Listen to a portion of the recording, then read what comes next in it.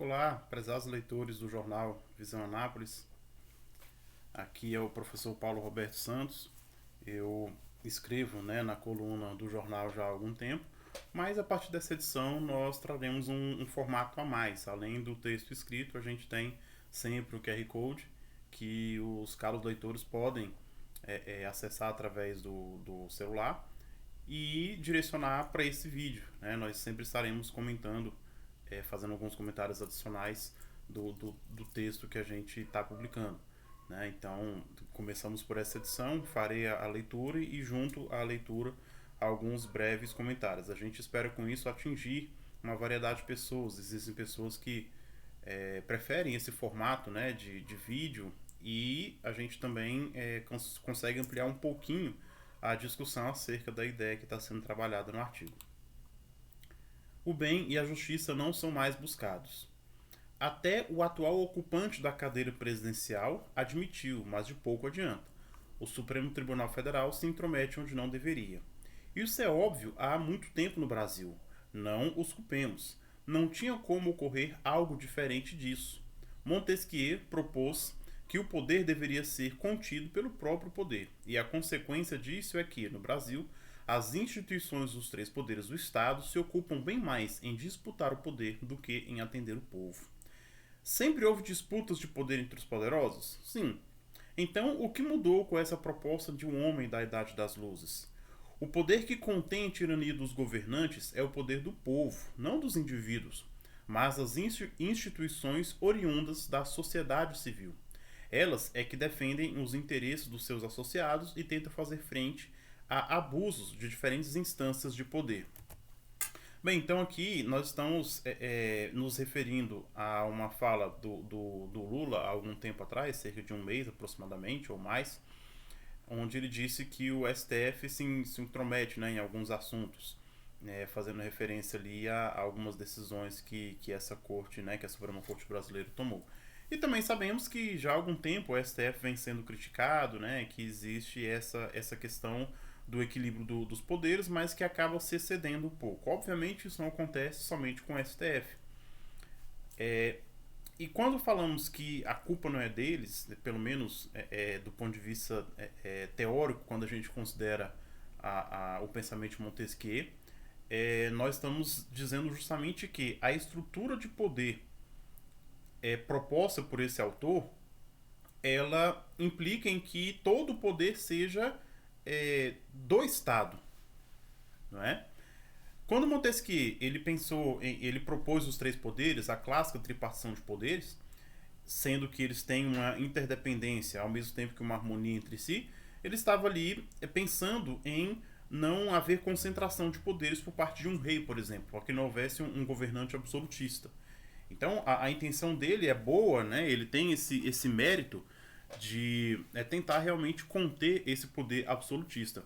Entretanto, o que acontece é que José Pedro Galvão de Souza traz isso em alguns de seus trabalhos, algumas de suas obras, de uma maneira muito, muito clara.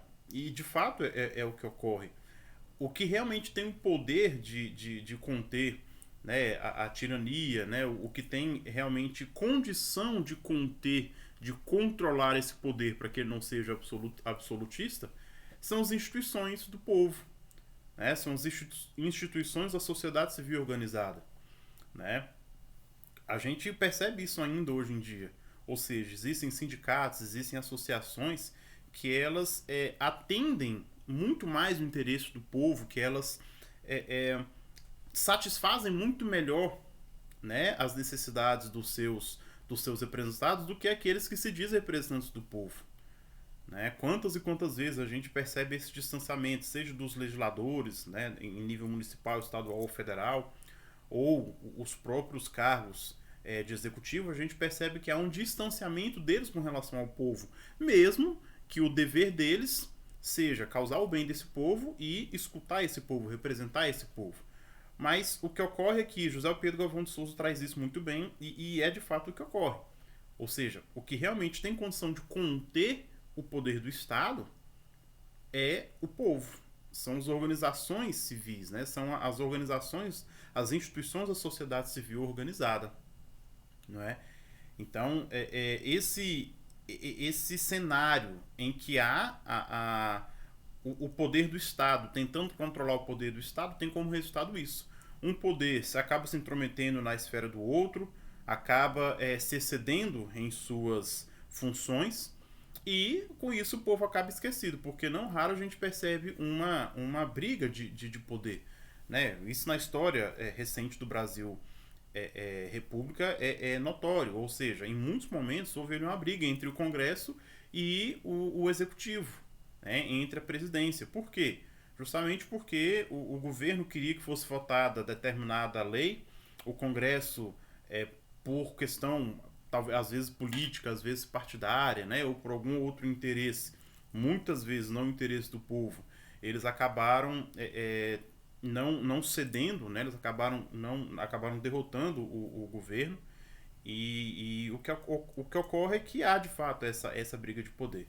Claro, existem situações em que de fato foi justo que certas propostas do executivo, né, e isso em diferentes governos ao longo desses últimos 30 anos, claro que foi importante que o Congresso vetasse ou fizesse algum adendo, ou retirasse alguma coisa, ou derrubasse algum veto, né, justamente para atender a certas necessidades do povo. Mas, de maneira geral, percebe-se muita briga, muito mais pelo poder do que pelo povo, de fato.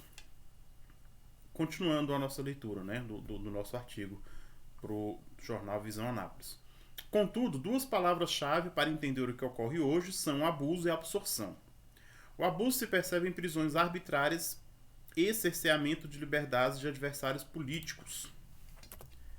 E isso não é exclusividade de nenhum grupo ou ideologia. A gente sabe perfeitamente que os regimes totalitários do século XX, sejam eles de extrema esquerda ou extrema direita, eles fizeram isso em frequentes situações, né?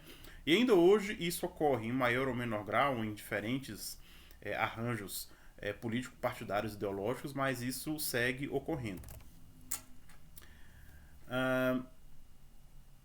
Isso não é exclusividade de nenhum grupo ou ideologia, isso é característico de tiranos, independentemente de qual seja a sua cor partidária ou sua linha ideológica.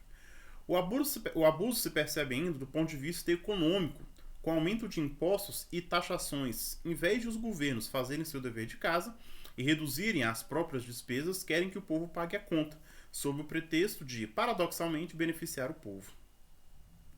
As duas formas de abuso citadas neste parágrafo ocorrem atualmente no Brasil. No que tange à absorção, trata-se do fato de a sociedade em geral e várias de suas instituições, bem como as instituições do poder político, foram absorvidas por ideologias totalizantes, por práticas que, apesar dos nomes, outro paradoxo, têm pouca convergência com os fins e nobrezas da pessoa humana, unidade substancial de corpo e alma, substância individual de natureza racional. Aborto, porte de drogas, promiscuidade, culto ao corpo e outras coisas são louvadas como grandes objetivos da vida humana no presente ciclo incultural. E a virtude, a justiça, a sabedoria, o bem comum, a prudência, a temperança, o amor a Deus, a ponto de renunciar a si próprio. Onde ficam? Então, nesse trecho, nós nos referimos ali justamente a certos grupos que são perseguidos, né, a certos grupos que é notório que há uma tentativa de silenciá-los, né? Diferentes regimes fizeram isso, tentar silenciar seus opositores, e hoje não é diferente. Nós, inclusive, percebemos, houveram até alguns comentários aí na mídia, de como o Lula fala grosso com seus adversários e fala fino com os seus aliados, né? Nós estamos nos referindo aqui ao episódio do Nicolás Maduro, que disse que pode haver um banho de sangue caso ele não vença as eleições. E houve ali toda a questão do Lula falar que ficou assustado. Quer dizer, é algo um tanto brando, né? Claro que essa fala, ela requereria uma fala mais firme, né? De um líder de uma nação tão grande como é o Brasil. E mesmo aquilo que o Lula falou, o Nicolás Maduro rebateu, né? Ele... E tá também na imprensa em geral que o Lula aqui o Nicolás Maduro, melhor dizendo, ele disse que quem ficou assustado tem que tomar um chá de camomila. Ele chegou, inclusive, a dizer que o Brasil não audita, né, os seus votos, os seus registros, e, inclusive, isso fez com que o TSE emitisse uma série de notas, né, de textos, dizendo que as eleições são confiáveis e totalmente auditáveis, né? Então, a gente percebe que existe essa discrepância com relação ao tratamento que é dado, ou seja, aos aliados uma fala assim tão branda como fiquei assustado, né? Então é algo que mereceria uma resposta mais veemente, especialmente considerando que mesmo com essa fala branda, o outro veio e teve uma fala ainda mais forte, né? Ainda mais contundente com relação à situação.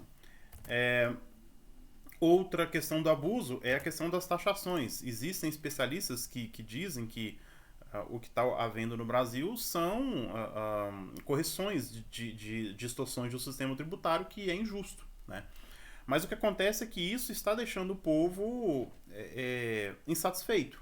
Se assim não fosse, os memes, né, que foram feitos, os apelidos aí que o ministro da Fazenda ganhou, eles não teriam tido tanta repercussão, não teriam ganhado tanto alcance, né? Ou seja, o povo está se sentindo realmente apertado, né? O povo está se sentindo realmente sufocado. E, de fato, é necessário que seja feito o dever de casa, é necessário que haja um equilíbrio ali das contas públicas, né? Se não houver isso e se houver uma taxação, ainda que sob esse pretexto, sob essa justificativa, que inclusive não é unânime entre os especialistas, né? De estar havendo a correção no sistema tributário, mas essa correção ela tem que ser feita também pelo governo, né? O governo também tem que controlar as suas contas. E, obviamente, não somente o governo federal, mas os governos estaduais, os governos municipais também, né? Não é incomum haver aumento de impostos aí em nível estadual e municipal também, né? Com relação à absorção, que nós falamos no parágrafo seguinte, o que acontece é que, isso é também José Pedro Galvão de Souza, há uma absorção do Estado. O Estado, com as suas ideologias, ele tenta absorver o povo. E isso se deu de uma maneira muito evidente nos regimes totalitários, isso é muito evidente também nos regimes ditatoriais, mas não deixa de ocorrer. Né? Hoje o Estado é uma entidade muito poderosa e em muitos aspectos ele é quase como uma divindade, né? Há um certo culto ao Estado. Né? Embora isso seja algo muito evidente no fascismo, no nazismo, né? Mas isso ocorre também em regimes que não estão, né? Que não possuem essas características, ou isso existe também fora do nazismo, do fascismo, esse culto ao Estado, né? Essa dependência que as pessoas têm com relação ao Estado. E claro que aqui não significa que o Estado não deva atuar pelo bem do povo, que ele deva se omitir, nada disso. Mas significa que a felicidade, a realização das pessoas, ela não se consubstancia no Estado, ela não se consubstancia no louvor ao Estado. E ela não se consubstancia, inclusive, na satisfação dos bens materiais. O ser humano, ele não é somente corpo, né? E é isso que nós estamos também dizendo nesse parágrafo. O arranjo civilizacional em que nós vivemos, o paradigma civilizacional atual, materialista, cientificista, ateu, né? Ele provoca isso. Ele faz com que muitas pessoas acreditem que a satisfação da sua vida, a sua felicidade, elas consistem basicamente na satisfação de questões econômicas, né? E de prazeres sensíveis, né? Na satisfação do corpo. Isso é falso. O ser humano não é só corpo, né? Então, isso é algo que vem ocorrendo também nos últimos tempos, né? Várias dessas ideologias totalizantes que às vezes se consubstanciam, né? Às vezes elas convergem com o Estado totalitário, nem sempre ocorre isso, ok? Mas em algumas vezes sim, né? Os estados totalitários eles querem justamente absorver totalmente a pessoa e esgotar no serviço ao Estado, à realização da pessoa. A realização do ser humano não se esgota, né, nisso. A realização do ser humano, na verdade, ela se esgota em Deus, ela se dá em Deus, né? Nós vamos trazer algo nesse sentido, estamos escrevendo um texto mais ou menos com essa linha, para trazermos na próxima edição, né? Uma linha aristotélica, agostiniana, tomista, elas trazem isso como muito evidente, né? De que o elemento, o culto das coisas divinas, o cuidado, o zelo com as coisas divinas, eles fazem parte desse arranjo ético-político que é próprio das cidades, né? Que é próprio das comunidades políticas, que é próprio do bem das pessoas, né? E isso hoje está esquecido, né? Isso está totalmente esquecido. Então, finalizando o nosso texto, infelizmente, embora verdadeiros, né, nós dizemos que esses argumentos são verdadeiros porque eles são baseados em estudos, né? Nós citamos aqui José Pedro Galvão de Souza, né? Citamos Aristóteles, tem um leque de estudos que evidenciam que esses argumentos eles são plausíveis, né? Mas em muitos ambientes não são possíveis ser usados porque existe um fundamentalismo laico, né? As pessoas hoje falam de um fundamentalismo religioso e, de fato, o fundamentalismo religioso ele precisa ser combatido. Mas nem todo argumento de caráter religioso, nem todo argumento de um caráter que remete a Deus, que remete às coisas divinas, é um argumento inválido, né? Nem todo esse argumento ele significa o fundamentalismo. Ou seja, se não se pode usar, mesmo que com bases racionais, não se puder usar uma argumentação com um viés teológico, espiritual, religioso, então na verdade o que ocorre é um fundamentalismo laico, né? Então, esses argumentos, eu mencionei que eles são verdadeiros porque eles foram argumentos usados por vários pensadores, né, de renome e de respeito ao longo da história da humanidade. Então, infelizmente, embora verdadeiros, estes argumentos não são permitidos na atualidade, tendo em vista que, em nome do laicismo, vive-se na prática um ateísmo nas instituições do Estado e em outros ambientes. E é justamente isso que faz com que o Estado e outros ambientes também acreditem que a realização do ser humano ela se esgota na matéria, se esgota no corpo, ela se esgota nessa convergência do indivíduo com o Estado. Por isso são ideologias totalizantes, como nos ensina José Pedro Galvão de Souza. Talvez isso ajude a explicar o auto-endeusamento de certos poderosos e a razão pela qual a última coisa que se busca são o bem e a justiça. Então, é isso que nós tínhamos para contribuir nessa edição. Espero que vocês tenham gostado. Eu já peço aí que deixem seu like, que curtam o nosso canal, que se inscrevam. E aguardo vocês na próxima edição do Jornal Visão Anápolis. Muito obrigado.